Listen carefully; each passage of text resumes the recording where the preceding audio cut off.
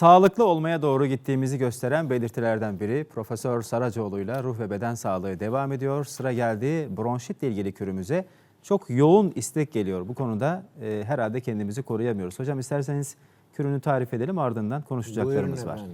Evet, bir tutam hatmi çiçeğini hemen Kübra yapacak. Bir bardak sütün içine koyup 6 dakika bekletiyoruz değil mi hocam? Evet. 6 dakika bekletiyoruz ve... Çok olmasın süt onun yarısı kadar dahi Yarısı kadar. olabilir. Evet. Hocam sabah kahvaltıdan yarım saat önce, akşam da yemekten yarım saat önce içiyoruz.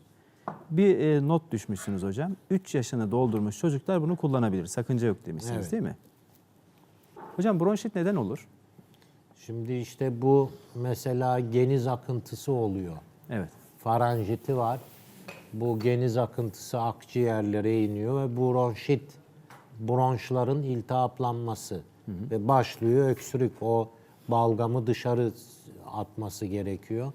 Bu tabii ki sekresyonu, balgam üretimini durduruyor ve dolayısıyla da ne yapıyor? Öksürük durmuş oluyor. Böyle bir nimet. At bakayım kızım, içine kaç tane atacaksın? Şöyle bir göreyim. Tamam. İlave, biraz daha, biraz daha. Tamam. Yeter mi Bir hocam? tane daha. Kaşıkla da karıştır onu. Bu arada hatminin rengi de doğru mu hocam? Evet, gayet güzel bir ürün bu. Aferin. Kübra kızımız öğrendi bu işi.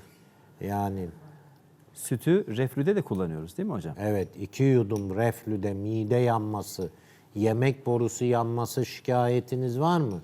Ama sıcak değil. O normal, Ilık. dolaptan çıkardığınız gibi 2 yudum lık lık. Bir dakika sonra bak o yanma geçiyor.